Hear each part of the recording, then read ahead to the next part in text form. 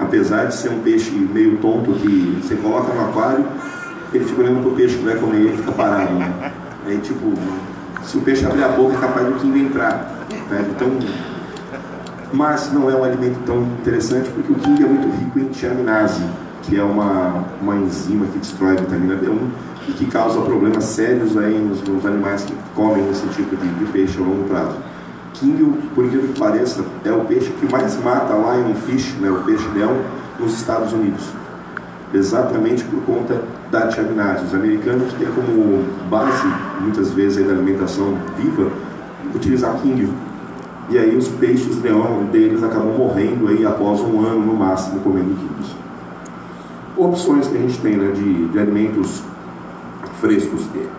Isso aqui é um erro muito comum para nós jumbistas, né? Vou alimentar meu peixe com um filé.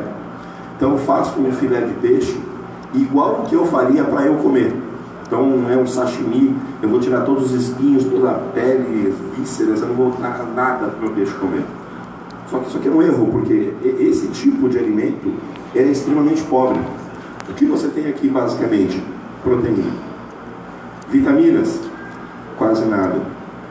Muito do que o peixe tinha para oferecer foi retirado quando você limpou esse filé.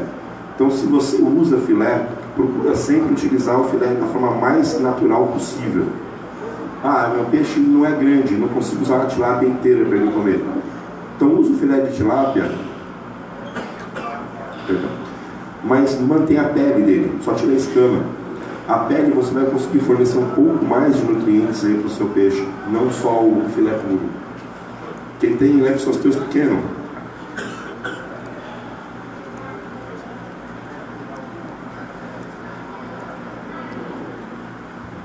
Quem tem, leve seus teus pequenos e utiliza filé de tilápia dessa forma aqui, favorece o surgimento de fraturas espontâneas no leptosteus, que é muito comum.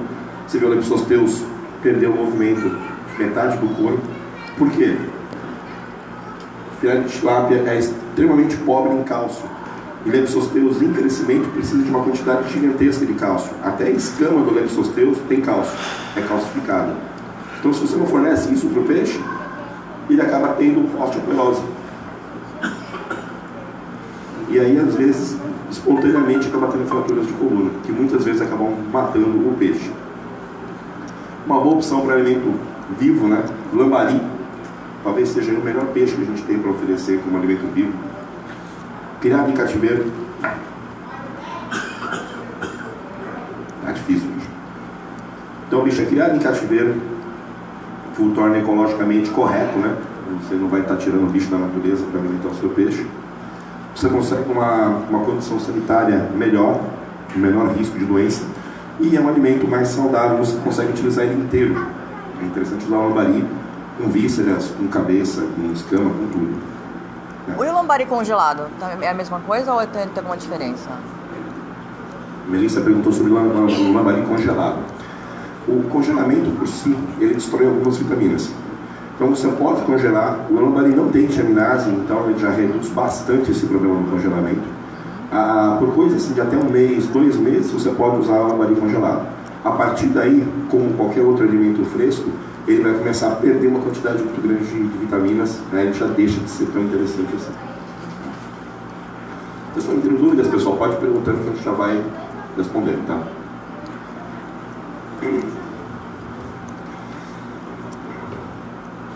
E hoje a gente tem disponível no mercado uma variedade muito grande de tipos de ração. Então você tem desde rações aí em flocos para alimentar peixes de menor tamanho, e tem as rações comerciais, né, de piscicultura, e as rações feitas para peixes de aquário de maior porte, as rações feitas para jumbo.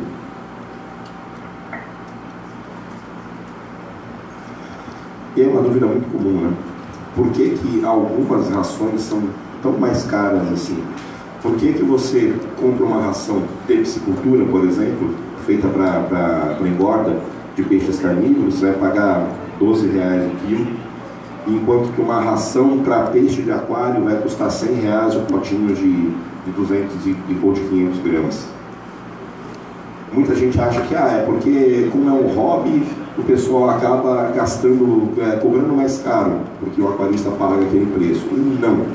Existe uma diferença muito grande de composição, de mecânica, de uma ração feita para piscicultura e uma ração feita para aquarismo. Então, olha só, esse aqui é um exemplo. Uma ração para piscicultura de corte. Qual que é a função dessa ração? Por que essa ração, para que essa ração foi formulada? O objetivo dela é fazer com que um peixe cresça o máximo possível no menor tempo e com o menor custo.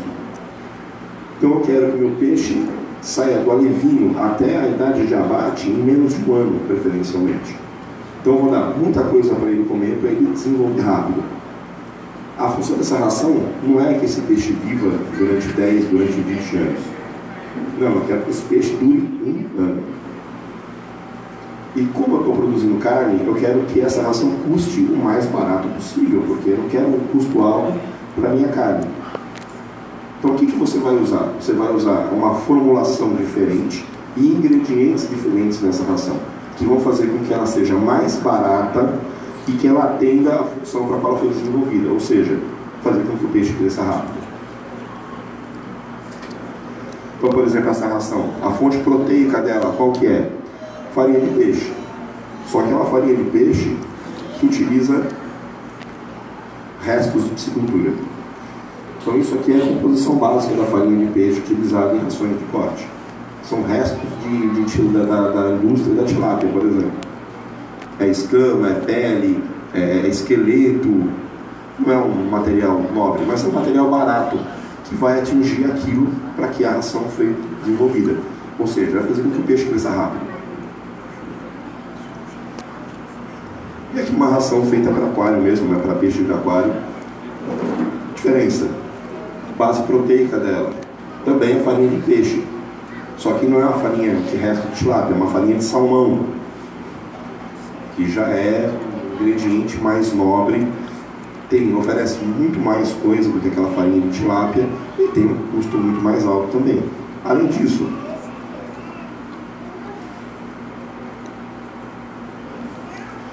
uma ração para peixe, para aquário, vai ter outros ingredientes que também são mais nobres, né? Como crio, farinha de lula. Tudo isso vai proporcionar para o seu peixe um ganho na cor, por exemplo. Peixe de corte.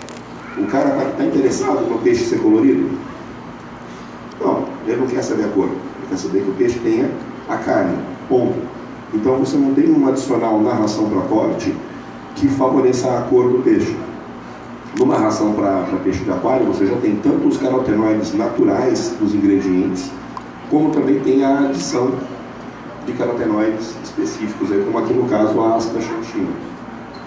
A astaxantina é um componente que dá a cor vermelha para o peixe e que não é comum nas rações. Normalmente o que se usa em ração é cantaxantina, que é muito mais barato, né? Isso aqui é responsável por uma parte importante do custo de uma ração.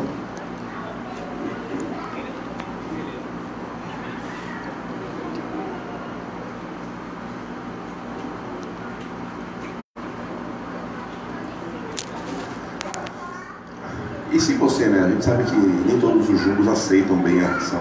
Tem alguns que vão comer alimento fresco. Ou às vezes a pessoa usa o alimento fresco como base e a ração como um complemento. O que é importante vocês saberem com relação ao alimento fresco? O que é legal para o peixe ter? Variedade.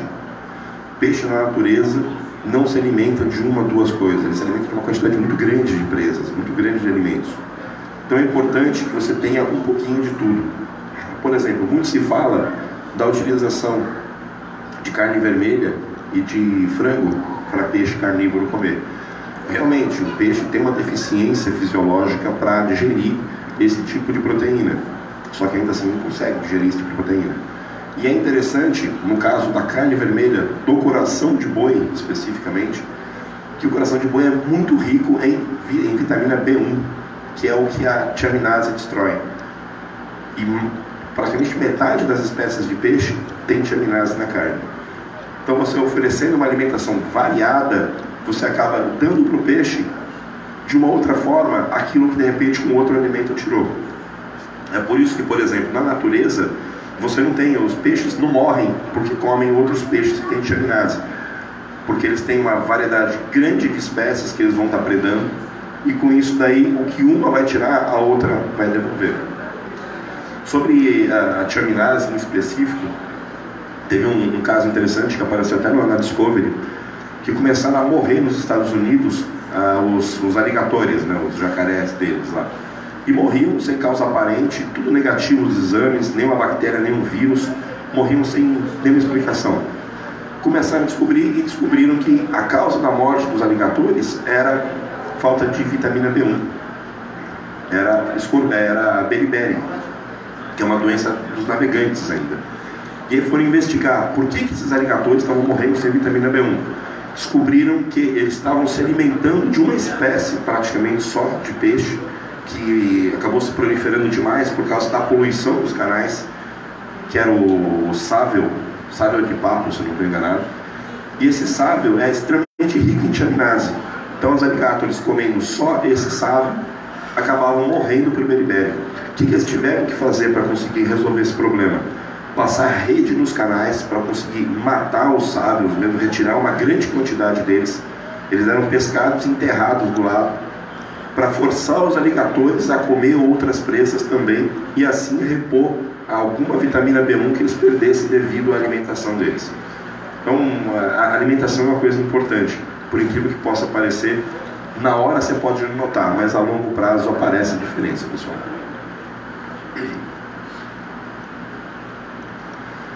E aqui uma coisa também que é muito importante, porque como eu falei, se você oferece um filé de peixe para o teu peixe comer, ele é muito pobre em vitaminas. Então é importante que você utilize um complexo vitamínico pelo menos uma vez por semana, para você fornecer para o teu peixe a vitamina que está faltando para eles.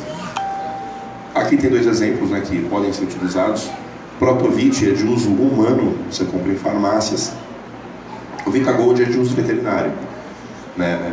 Costuma ser mais barato e mais fácil de ser encontrado. Só que eles têm diferenças de composição.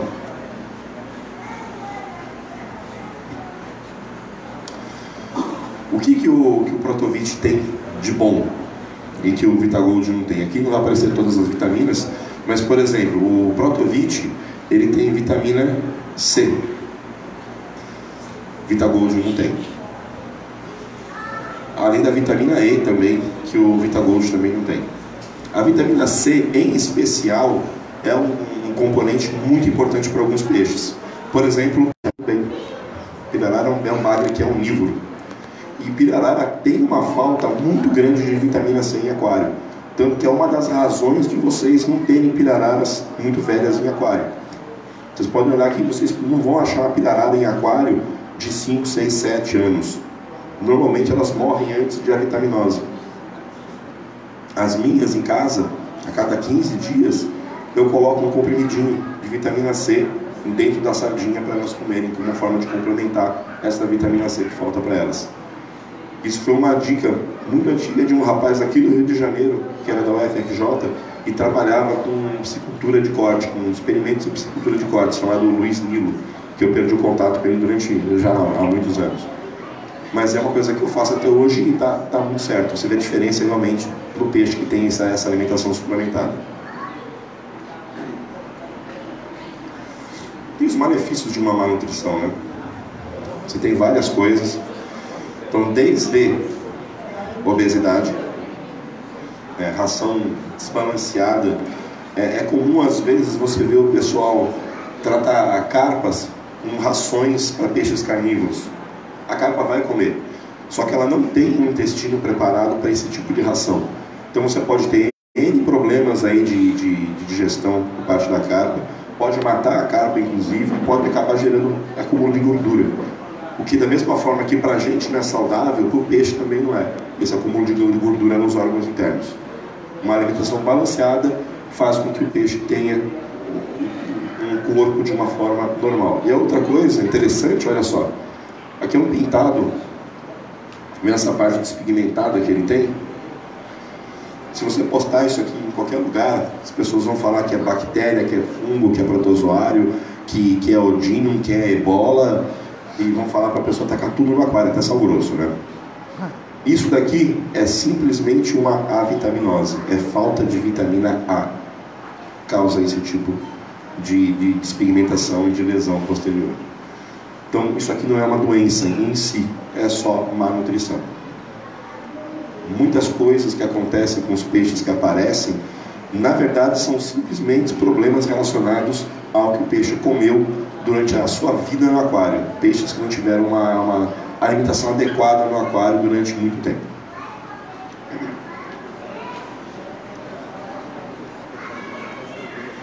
E uma outra coisa também que é importante, né, quando você fala de nutrição, em especial com ração. Se você tem uma ração, uma alimentação de boa qualidade para o seu peixe, ele vai naturalmente comer menos. Porque aquele alimento vai nutrir bem esse peixe. O peixe vai ficar saciado comendo uma quantidade menor de comida. Com isso, naturalmente, ele vai produzir uma quantidade menor de dejetos. Mas, se você utiliza uma ração de baixa qualidade, como eu já vi o pessoal utilizando às vezes ração de carpa para peixes carnívoros, por exemplo, o peixe não vai conseguir ter ali tudo o que ele precisa. Então ele vai precisar comer muito mais do que o normal. Quando você coloca muita ração, obviamente você vai aumentar consideravelmente a quantidade de dejetos na água do seu aquário. O que que isso daí?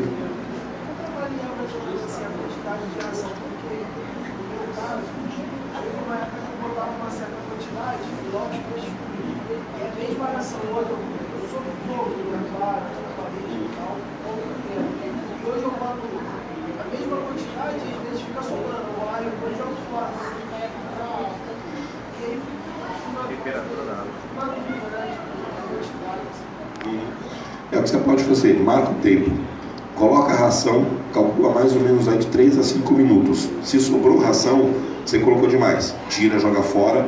No dia seguinte, quando você for alimentar, coloca um pouquinho menos, até que você chegue numa quantidade que você colocou.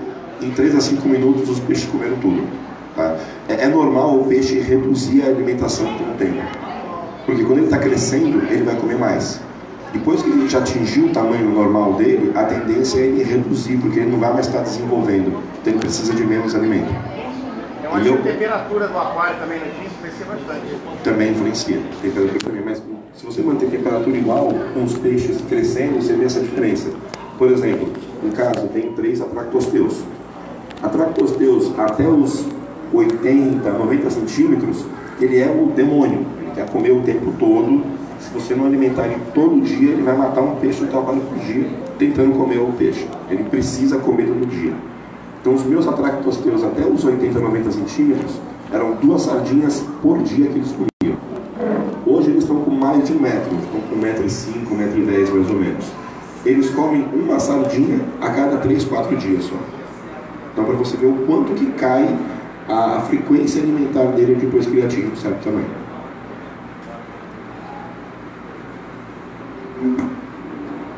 Renato, só tirar uma dúvida do Protofish, qual é a melhor posologia dele? Na ração mesmo? Então, a ração funciona bem porque a ração suga ele. Então você pode ou diluir ele em um pouquinho d'água para não usar muito o Protovit. Então dilui ele meio a meio, que ele fica mais fluido.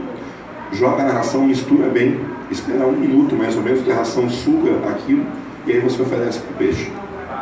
Tem alguma dosagem que você aconselha para não dar uma super dosagem?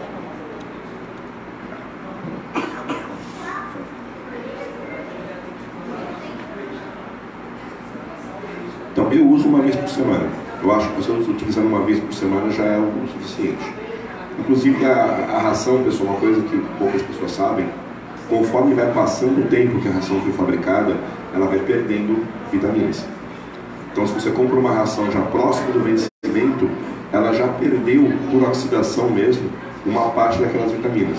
Então é mais interessante nesse tipo de ração você fazer essa suplementação. Mesmo utilizando ração, é interessante uma vez por semana fazer uma suplementação aí com vitamina líquida. Tem que saber quantas gotas por peixe, alguma coisa nesse sentido, sim. Olha, eu calculo para filé, que é o que eu uso mais normalmente, eu coloco 12 ml para cada quilo de filé. E quando eu coloco na água, eu coloco 20 ml para cada 1000 litros. É uma quantidade que eu julgo razoável, mas em breve aí vão ser feitos alguns estudos mais detalhados para saber se essa quantidade é pouco, se é muito. Então em breve eu vou ter mais dados aí para passar melhor para vocês. Só uma pergunta, sobre essa parte chamada pirarara. Esse comprimido que você dá de vitamina C, qual seria o comprimido? É o Cevin ou Cewin, é C-E-W-I-N. Ele não é efervescente, é um comprimido maciço de vitamina C. Então você consegue quebrar ele, né? Como as minhas são bem grandes, eu pego a sardinha, como eu dou inteira, eu faço um furinho na parte da barriga dela, coloco dentro do comprimido e a pirarara come e nem percebe.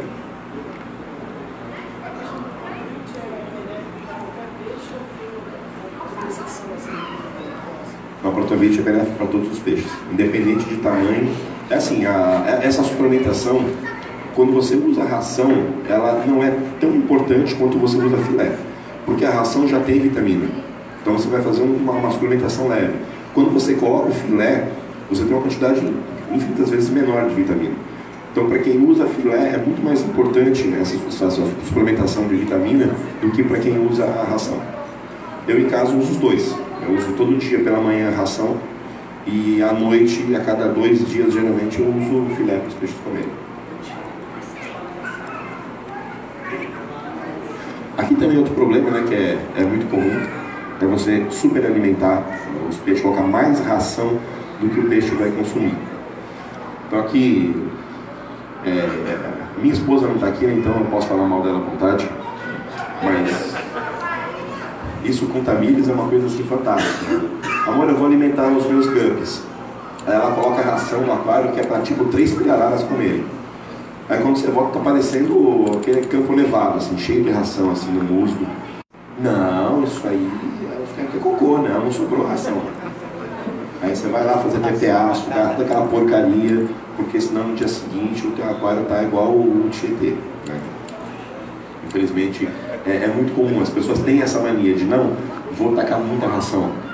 O Betinha, você fala, olha, 5 bolinhas de ração é o suficiente para ele comer. Quando você já tem as 40, esse boi. Ah, escapou do potinho. Não tem esse problema também. Então isso é bem comum, né? É bem comum. Agora que eu tenho um filho pequeno, é capaz do Piero começar a levar a culpa, né? Pelas coisas que acontecem de errado lá no aquário. Ele vai aprontar muito tempo, pode esperar. Oi? Mas ele vai aprontar muito tempo, pode esperar. Olha, eu já achei um cartão de crédito dentro do meu SAMP. E já achei um chinelo meu também. Aí hoje em dia, como eu estou mais esperto, eu vejo que ele pegou alguma coisinha, eu já vou atrás. Ele vai tipo olhando assim para ver, sabe, se está seguindo ele. E já vai no aquário já, direto. Assim. Em especial dos poraquês, né, que tem o K1. Ele subir na cadeira, ele tem que mudar no vidro, para subir no vidro, ele vai ver o problema. Ah, ele já faz isso no SAMP, né? Eu até postei uma foto, tem acho que uma semana, que eu estava no computador fazendo uma outra apresentação, que eu fui lá para Curitiba, e de repente começa a ouvir um tchac, tchac, tchac, tchac. Quando eu olho para trás, ele estava com uma cumbuca, um tupperware que ele pegou lá no guarda-comida, e estava mexendo na água do SAMP. Todo molhado já, tá dando tapa na água, é uma coisa assim. Tá limpando. Quero ver quando ele tiver maior, que ele conseguir fazer TPA, se ele vai querer fazer. Agora que ele tá pequenininho, é lindo, né? Não, quando meu filho, quero ver quando puder me ajudar, se vai querer me ajudar. Porque Exatamente. agora vou fazer bagunça. Sim, na hora de atrapalhar, e fora fio, né? Ele adora pegar os fios também e ficar puxando a tomada. Então realmente é uma coisa muito complicada. Criança e aquarismo, nessa idade, realmente é uma coisa bem complicada, tá? E aqui outra coisa interessante, né? A alimentação desbalanceada, ficar meio longe daqui antes que eu derrube alguma coisa, ela não afeta só o peixe que come, ela afeta o teu aquário no todo.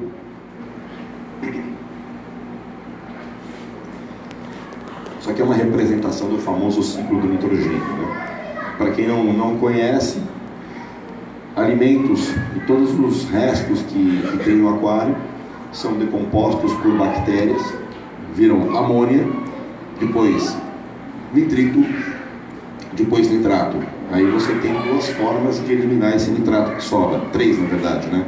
Por plantas, mas planta não é uma coisa fácil de vocês utilizarem para tirar nitrato. Alguém aqui tem marinho? Não? Ninguém? Ah, você tem? Já ouviu falar de reator de ketomorfa, que o pessoal fala chaetomorfa, uso de vodka em aquário também. Então, para marinho, você tem uma série de subterfúgios para resolver esse problema do nitrato. Primeiro, a quantidade de nitrato no marinho é muito menor, porque os peixes comem menos, infinitas vezes menos. No meu aquário, por exemplo, cada vez que eu vou alimentar, são de 3 a 4 quilos de filé de peixe que entra ali. Então é uma carga orgânica gigantesca, isso produz uma quantidade muito grande de nitrato. Mas o marinho, ele tem, além de uma carga menor, você pode colocar uma alga que tem um crescimento extremamente rápido, que é essa tal dessa ketomorfa, que ela vai crescer, para esse crescimento ela vai consumir o nitrato. E aí você vai fazendo podas dela, jogando fora, quando ela vai estar sempre crescendo, sempre consumindo o nitrato do teu aquário. Outra forma, uso de vodka. Só coloca vodka no aquário, que é uma fonte de carbono, né, do álcool que tem na vodka. E isso aí faz um boom de bactérias que vão consumir todo o nitrato do aquário. As bactérias vão morrer depois que o nitrato acabar e o skimmer vai retirar elas do aquário. Em água doce, você não tem nenhuma alga que seja tão rápida de crescimento e tão eficiente para tirar o nitrato quanto as ketomorfas marinhas. E você também não pode utilizar vodka, porque apesar de você conseguir o boom de bactérias da mesma forma, você não consegue tirar essas bactérias depois do teu sistema, quando ela morre. Então, no aquarismo, é química. Química não é mágica. Quando entra alguma coisa no aquário, ela não desaparece. Ela é transformada, mas ela fica dentro do aquário. Então, se você tem um nitrato, a bactéria comeu, o nitrato não vai desaparecer. Se a bactéria morrer, o nitrato volta para a água. Por isso você tem que tirar ele do aquário. E aí, no caso, o que sobra para a gente é principalmente a tal da TPA, para conseguir resolver esse problema do nitrato. Por que eu estou falando isso para vocês? Isso aqui é o ciclo do nitrogênio de uma forma, né, já química, né, na formulação química. 2 moléculas de amônia mais 3 de oxigênio vai dar 2 de nitrito, 2 de oxigênio. Isso aqui vai gerar, com mais oxigênio, vai gerar 2 nitratos. O que é importante vocês verem nessa relaçãozinha aqui, tá? Olha uma coisa que sobra de cada equação. Da amônia para o nitrito, vão sobrar 2 hidrogênios livres. Do nitrito para o nitrato, mais 2 hidrogênios livres. O que acontece quando você tem muito hidrogênio na água? pH despenca. Então essa é uma das razões porque a tendência de todo o aquário é acidificar, em especial quando você tem aquários de jumbo, né? Todo aquário de jumbo tem uma tendência muito forte para despencar o pH cair em valores abaixo de 5, devido a essa atividade intensa que nós temos nos nossos filtros. Uma quantidade muito grande de matéria orgânica sendo decomposta, e essa quantidade enorme de matéria orgânica sendo decomposta produz uma quantidade muito grande de hidrogênio livre que faz o nosso pH despencar. E ainda hoje, a acidose é uma causa muito comum de morte de peixe em aquário. Aquelas fotos que o pessoal posta, olha, meu peixe estava bem, mas hoje ele está com o olho esbranquiçado.